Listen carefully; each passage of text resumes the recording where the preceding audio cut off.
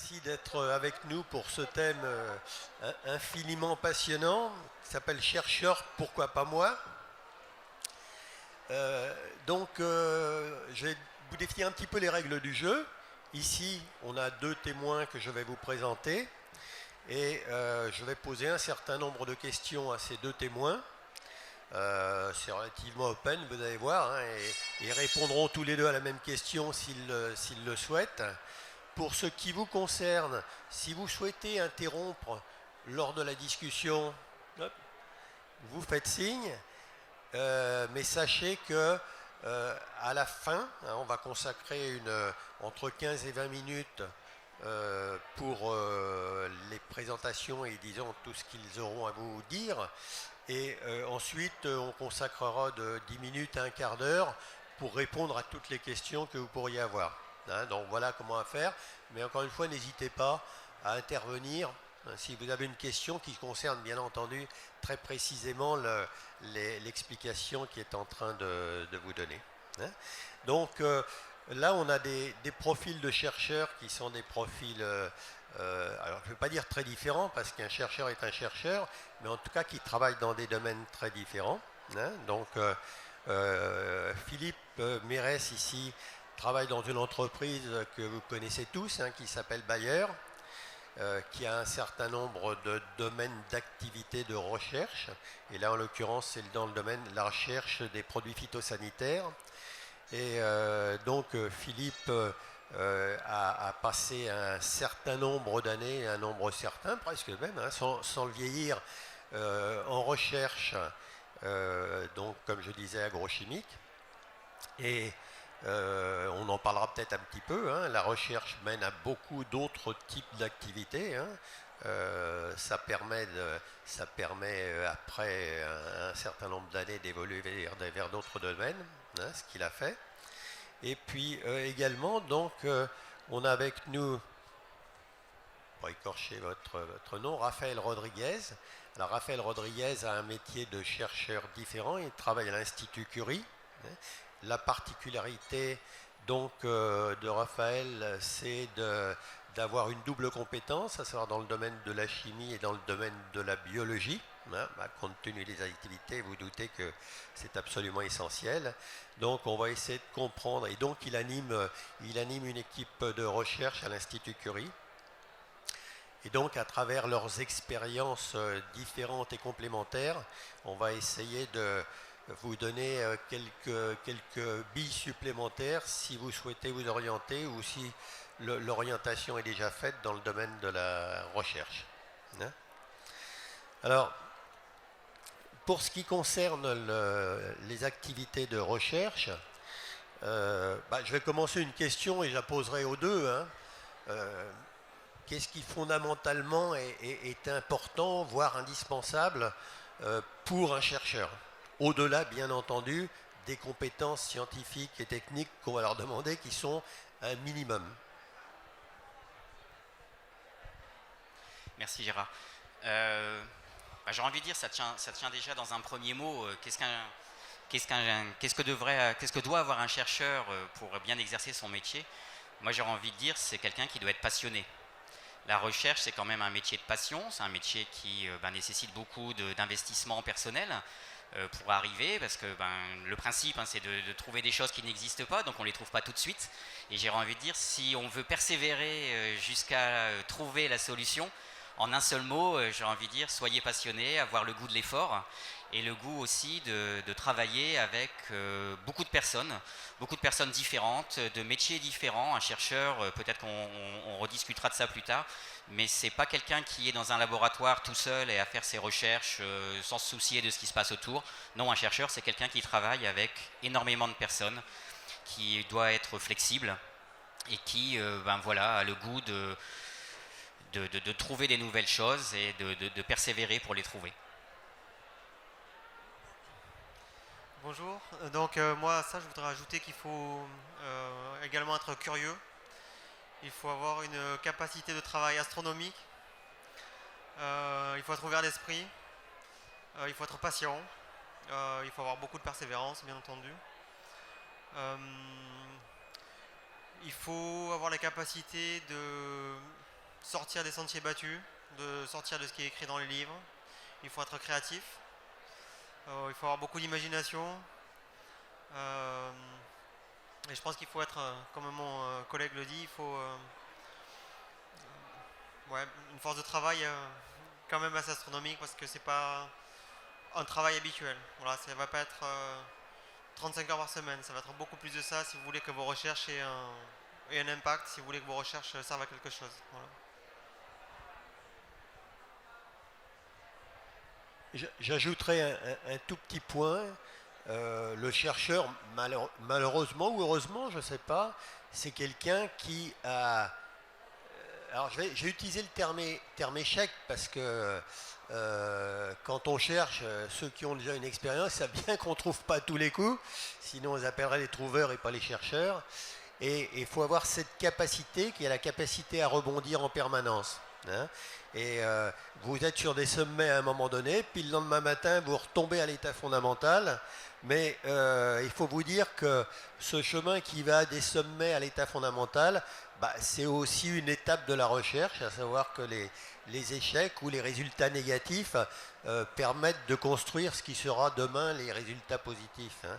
Donc, il ne faut pas se dire, ouais, la recherche est bien, mais on va passer 25 ans à travailler dans le même domaine et on n'est pas sûr, si on travaille dans le domaine de la pharma, par exemple, d'avoir un jour un médicament sur les étagères. Ouais, mais les 25 ans qu'on aura passés auront permis l'équipe de construire et d'avoir effectivement des résultats. Donc, une question que je voulais vous reposer, j'ai parlé de la double compétence. On dit parfois, ou en tout cas on caricature un peu le chercheur comme le rat de laboratoire qui travaille de façon isolée dans son laboratoire. Et on sait que la réalité, c'est pas ça. Est-ce que vous pouvez nous développer un petit peu ce qu'est le travail d'une équipe de recherche et disons en quoi le chercheur a obligation de travailler, en gros de travailler en équipe? Oui, c'est un point important. Donc en fonction de la discipline dans laquelle on se trouve, les chercheurs de mon laboratoire sont amenés à voyager beaucoup. Parce qu'il faut communiquer nos résultats. Alors typiquement, comment ça se passe? On va passer 2 ou 3 ans à faire une recherche, on va avoir des résultats et puis on va les formuler dans une publication qui va être soumise, qui va être évaluée, qui va être jugée par des experts internationaux. Et bien entendu, on ne peut pas attendre que les publications sortent. Il faut communiquer ces informations avant. Ça se fait sous forme de voyage, il faut aller dans des conférences, il faut faire des posters, il faut discuter ces posters au public scientifique le plus large pour donner de la visibilité à nos travaux parce que tout le monde n'a pas le temps de le lire. Par contre, les gens ont le temps de voyager, donc ils ont une sorte de preview, si vous voulez, sur le travail qui a déjà été fait. Et puis, ça leur donne l'impatience d'aller lire les publications dans plus de détails. Donc ça, c'est un travail de communication qui est important. Et une des qualités qui devrait s'ajouter à ce que mon collègue disait tout à l'heure, c'est qu'un chercheur qui n'est pas capable de communiquer, il ne sera pas connu et ses recherches tomberont aux oubliettes. Et paradoxalement, un mauvais chercheur qui a des mauvais résultats qui ne sont pas intéressants mais qui sait bien le vendre, il s'en sortira toujours mieux qu'un chercheur qui a des résultats intéressants. Donc pour être un excellent chercheur ou un chercheur qui a une influence sur la société, il faut être capable de faire des bonnes recherches et il faut être capable de les communiquer correctement à ses collègues.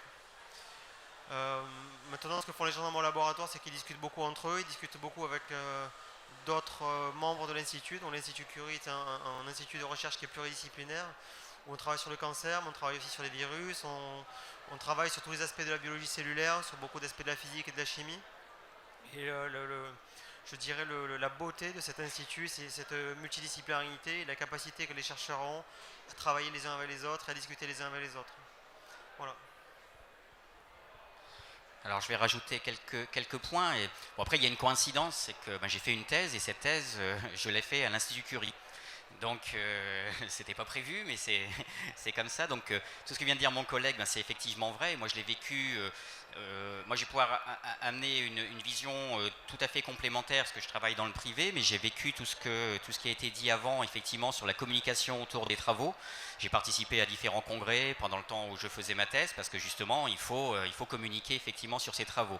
Mais ce qui est très très important, et c'était vrai et pendant ma thèse, mais c'est encore vrai, et je ne vais pas dire encore plus parce que c'est le cas, même si quand on est dans le privé, on ne fait pas des publications, il y a quelque chose qui est important quand on travaille dans le privé, c'est d'avoir un médicament sur le marché, mais c'est notamment de prendre des brevets.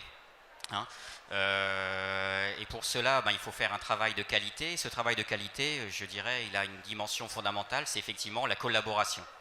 La collaboration, le chimiste, grosso modo, il passe par des moments un petit peu dans le bas, mais souvent il arrive à franchir ces étapes parce qu'il ne travaille pas tout seul, il travaille avec des personnes qui vont lui apporter énormément d'informations, énormément je dirais, de soutien et qui vont l'aider à éventuellement à sortir de peut-être une impasse où il était pour en trouver une autre.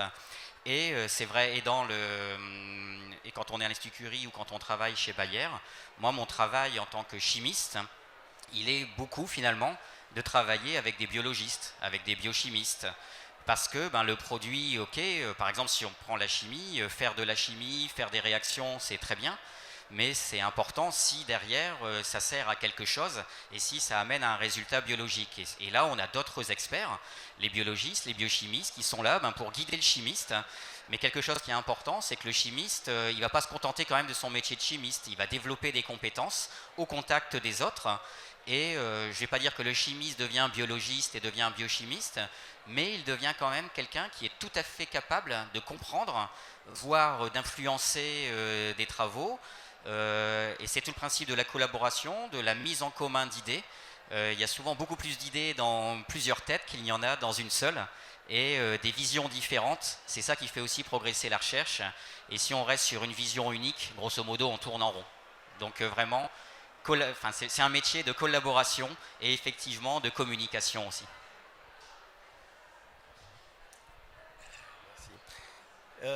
Une autre question qui concerne la recherche d'une façon générale. Alors bon, vous voyez qu'on est dans un domaine de recherche particulier. La recherche, on peut en faire dans les grandes entreprises ou dans des secteurs comme celui de Curie. On peut en faire aussi dans les petites entreprises. Il y a de la recherche dans les startups, il y a de la recherche dans les TPE, de la recherche dans les petites et moyennes entreprises. On n'a pas nécessairement besoin des mêmes profils. Et je me tourne vers notre collègue de Curie. Est-ce que pour rentrer à Curie et au laboratoire de recherche, on a nécessairement besoin d'une thèse ? Alors pour entrer à l'Institut Curie, il faut savoir que c'est très compétitif. Voilà, l'Institut Curie, l'Institut Pasteur, c'est un petit peu la fine fleur de la recherche française. Donc pour faire de la recherche, proprement parler, il faut avoir une thèse, voire deux. Pour diriger une équipe, il faut avoir une thèse, voire deux, et avoir passé un certain nombre d'années en Angleterre, aux États-Unis. Maintenant, on peut aussi être associé à un laboratoire en tant que technicien ou ingénieur, sachant qu'il n'y a pas vraiment de hiérarchie sociale dans un laboratoire.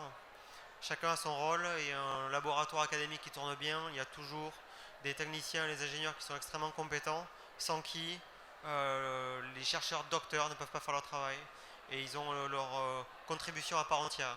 Donc on n'a pas d'obligation d'avoir une thèse pour être impliqué dans la recherche, mais on a une obligation d'avoir une thèse pour diriger, pour mettre en place des projets de recherche. Alors je voudrais rajouter quelque chose dans le sens où la recherche, effectivement, on a besoin de beaucoup de personnes et de beaucoup de profils différents. Et il y a différents niveaux d'entrée quand même pour travailler dans la recherche. Alors c'est vrai que j'ai suivi un peu ce même profil.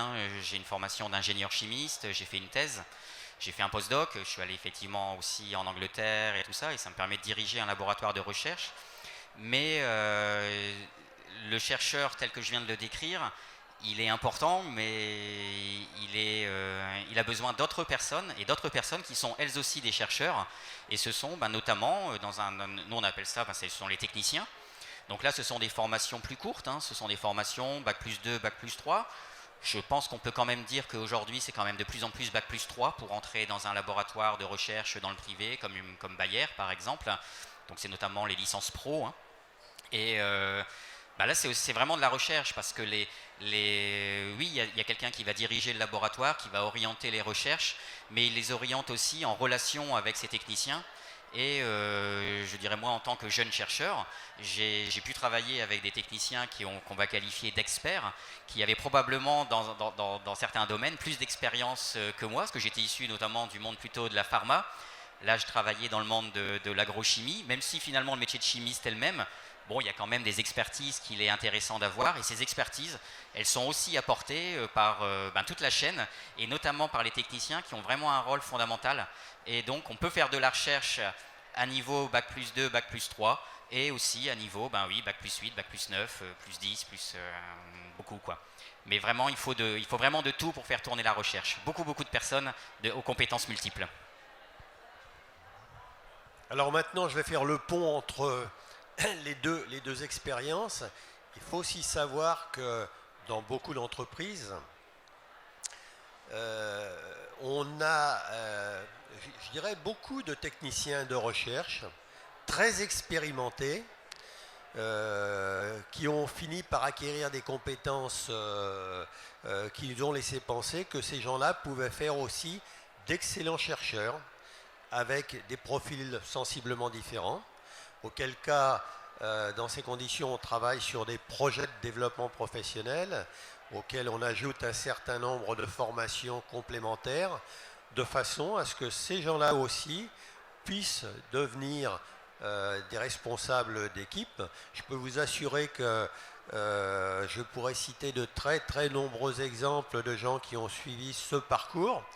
Alors, soit des gens qui avaient dès le départ, à l'évidence, un potentiel, c'est nous qui faisons ça, un potentiel énorme, et qu'on a poussé relativement jeunes de façon à les faire atteindre rapidement les niveaux requis, soit des gens qui, après 20 ans, 25 ans d'expérience professionnelle, ont montré que oui, ils avaient la capacité de faire de la recherche, peut-être encore une fois avec un profil différent.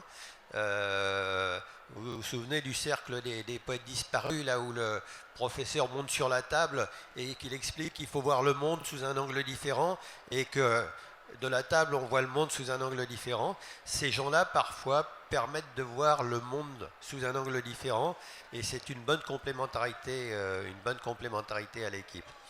Alors, maintenant, je voudrais poser une question à Philippe. On parle très souvent de R&D, R&D, R&D. Alors, R&D voulant dire, comme vous le savez, recherche et développement.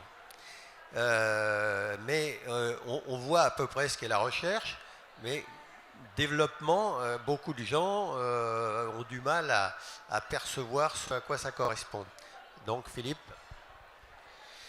Oui, effectivement, c'est pas toujours facile à comprendre, parce qu'on associe souvent les deux, mais les métiers peuvent être différents. J'aurais envie de dire que le chercheur, c'est beaucoup celui qui va débroussailler. Parce que le principe du chercheur, ça va être de trouver quelque chose, peut-être d'identifier une aiguille dans une botte de foin. Donc c'est celui qui va, si je prends le métier de chimiste organicien qui est le mien, ça va être de trouver la molécule, de trouver qui a les propriétés biologiques que l'on souhaite, d'où ce lien avec les biologistes que je citais tout à l'heure. Mais on va préparer en termes de molécules des milliers de molécules, pour pas dire plus, pour trouver éventuellement la bonne. Et c'est là où, une fois qu'on va avoir trouvé ce que l'on pense être la bonne, c'est là où les métiers du développement vont commencer. Parce que la recherche, c'est débroussailler, le développement, ça va être tout ce qui va permettre d'amener cette molécule sur le marché. Et aujourd'hui, si on prend le cas des médicaments, si on prend le cas des produits phytosanitaires, il y a énormément d'études qui doivent être faites pour s'assurer de l'activité biologique du produit. Évidemment, on ne met pas des produits sur le marché qui n'auraient aucune efficacité, Mais si je prends notamment le cas des produits phytosanitaires, il va falloir montrer que ces produits ne sont pas toxiques pour l'homme, ne sont pas toxiques pour l'environnement. Si je prends dans ce cas-là, par exemple, je peux citer l'exemple par exemple, montrer que si on pulvérise un produit sur des plantes, on ne retrouve pas des résidus toxiques à l'intérieur des plantes. Des plantes et de ce qui va se servir après, par exemple le blé, dans le pain et tout ça. Ça, c'est notamment les métiers du développement. Là où le chercheur débroussaille, le développement va aller dans le détail sur une molécule donnée et se poser toutes les questions autour de cette molécule pour savoir, oui, ok, il n'y a pas ce problème-là, ou il y a cet avantage-là à la molécule. Et typiquement, si on prend aussi le métier de chimiste, des chimistes qui travaillent en développement, ça va être aussi, par exemple, les personnes qui vont faire passer la molécule du stade de la recherche, où on a pu faire toutes les réactions que l'on voulait d'un point de vue chimique. Un chercheur ne doit pas se donner de limitation dans la façon d'obtenir la molécule. Par contre, quelqu'un qui va travailler en développement, son but, ça va être de développer une synthèse qui est industrialisable, que l'on peut produire à des milliers de tonnes, des centaines de tonnes ou des milliers de tonnes. Donc ce n'est pas tout à fait le même métier, et donc ça va être des compétences un peu particulières. La capacité, par exemple, de faire des réactions qui peuvent être faites dans des réacteurs de milliers de litres, là où le chercheur, lui, il a fait ça dans un petit ballon, il en a fait 3 mg, il était content, il a trouvé l'activité. La personne en développement, elle va essayer d'en faire 10 tonnes. Donc ça, c'est une différence. Et aussi pour une dernière remarque, c'est vrai que le chercheur, comme je disais, peut tout se permettre. Les métiers du développement, typiquement, quand on est en train de parler d'études de toxicologie, d'études pour vraiment montrer l'activité du produit, il va devoir se conformer à beaucoup de règles. Les règles qui nous sont fixées par les autorités. On monte des dossiers. Grosso modo, un responsable en développement, il fabrique des dossiers pour pouvoir obtenir l'autorisation de mise sur le marché. Et là, on ne fait pas n'importe quoi, on fait des études qui sont en ligne avec ce que les autorités ont demandé. Donc c'est un peu la différence. D'un côté, on fait un peu ce qu'on veut, entre guillemets. De l'autre côté, on fait exactement ce que les autorités veulent que l'on fasse pour être en mesure de donner l'autorisation de mettre sur le marché. Une question pour Raphaël. Dans des domaines aussi sensibles que le cancer et où c'est un peu une course contre la montre permanente, il y a la communauté scientifique française et internationale avance de son côté. Comment est-ce que vous arrivez à gérer la communication ou le travail d'équipe ou le partage des résultats au niveau international pour être sûr d'aller le plus vite possible vers les résultats que l'on attend? C'est une bonne question, c'est très compliqué.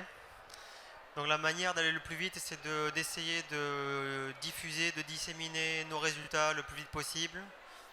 C'est pour ça que tous les journaux internationaux qui sont d'un standard élevé sont en anglais, de telle sorte que tout le monde puisse les lire et les comprendre. On essaie d'avoir des travaux collaboratifs avec les collègues qui sont nos voisins, mais aussi avec des laboratoires internationaux. Partager des réactifs, partager des projets, partager des sources de financement, partager des outils, des modèles, développer des modèles ensemble. Tout le monde ne joue pas le jeu. Il faut savoir qu'il y a un aspect de la recherche qui est un peu sombre aussi, où certaines personnes en profitent. Par exemple, les éditeurs de journaux gagnent beaucoup d'argent en vendant les articles que les chercheurs écrivent. En général, c'est l'inverse. Quand on est écrivain, on gagne de l'argent avec ce qu'on écrit. Là, c'est un petit peu l'inverse. Donc, c'est un petit peu une sorte de business qui est pas correct, qui n'est pas équitable, mais c'est le seul moyen. Et tout le monde ne donne pas ses résultats le plus tôt possible. Donc, il y a beaucoup de gens qui font de la rétention d'informations, ce qui est contre-productif d'un point de vue de la recherche académique et de la poursuite de la connaissance, de la dissémination gratuite de la connaissance, qui est, à mon avis, notre métier. Voilà, c'est pas un métier qui est censé générer des richesses, c'est un métier qui est censé générer des connaissances et de l'intellect et de l'espoir. Voilà. Alors, on va terminer là-dessus pour la première étape. Maintenant, j'aimerais aussi vous entendre et faire en sorte qu'on puisse répondre aux questions que vous vous posez. Donc, qui a des questions? Une question déjà pour commencer. Qui se lance?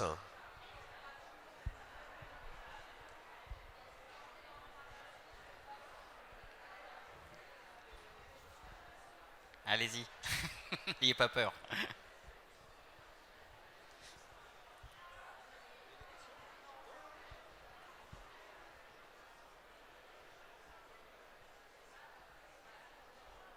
Je voudrais rajouter un point sur ce qui a juste été dit avant. C'est peut-être une différence entre la recherche publique et la recherche privée. La recherche privée, finalement, effectivement, on ne publie pas énormément dans les journaux scientifiques, alors ça peut avoir ses inconvénients, mais le delivery, on va dire, d'un chercheur dans le privé, c'est quand même des brevets. Et je dirais finalement le principe des brevets, c'est de dire les choses. La différence, on est même forcé à ne pas les cacher, parce que grosso modo, un brevet ne sera pas bien si on n'a pas tout dit.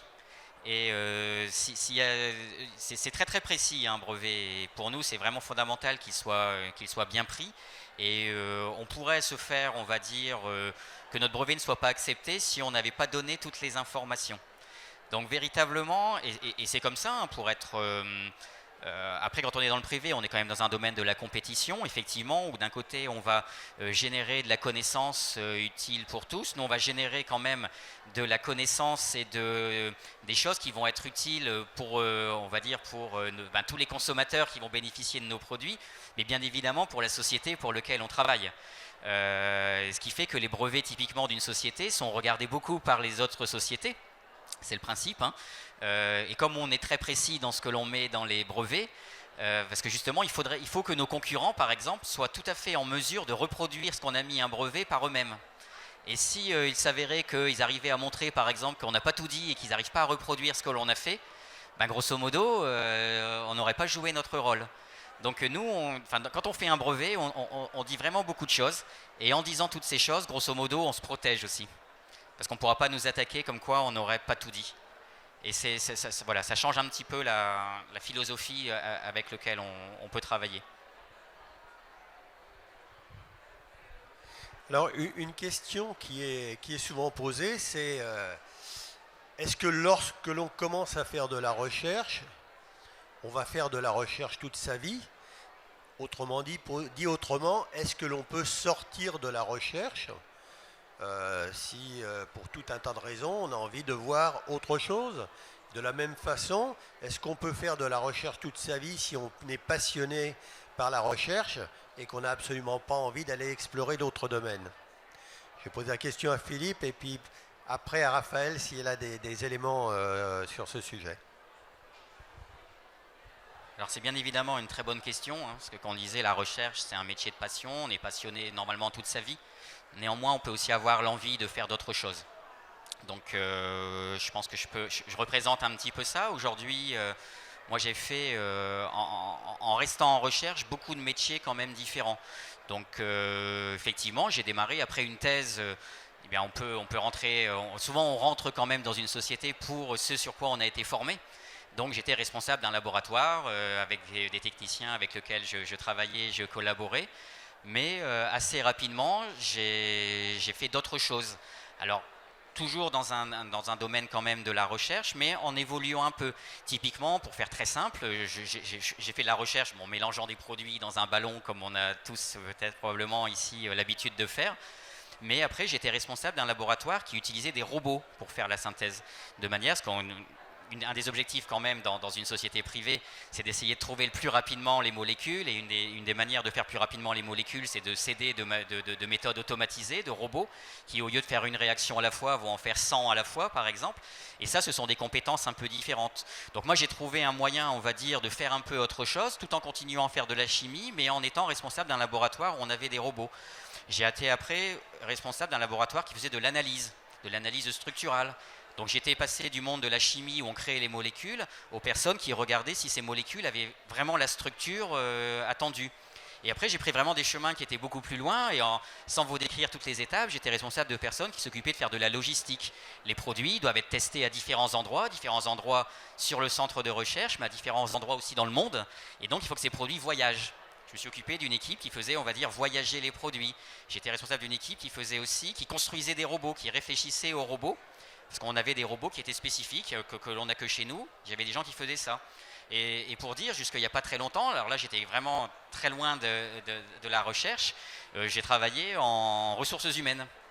Donc j'ai travaillé sur les organisations en ressources humaines. Là, véritablement, je dirais, c'est plus le même métier, mais on utilise toujours les mêmes compétences. Et c'est en ce sens-là qu'un chercheur, et c'est vraiment une force des chercheurs, c'est qu'ils sont formés à pouvoir travailler sur beaucoup de choses. Et ça fait le lien avec ce qu'on a dit tout à l'heure, la collaboration. En collaborant avec les gens, on apprend à avoir d'autres façons de penser, à avoir d'autres façons de travailler, à réfléchir différemment. Et ça, déjà, la thèse le donne, le travail permet de l'amplifier. Et après, on peut vraiment faire des choses différentes. Et donc, voilà, un chercheur peut se retrouver en ressources humaines. Et aujourd'hui, je suis chef de projet d'un Innovation Center. Donc, c'est vraiment quelque chose qui est encore différent. Mais on a vraiment, je dirais, moi, ça fait les premiers 15 ans que je travaille, mais j'ai déjà fait au moins 6 ou 7 métiers différents, mais où j'utilise des compétences que j'ai développées lors de ma thèse, par exemple. Étant chercheur académique, je rajouterai une dimension qui est celle de l'enseignement.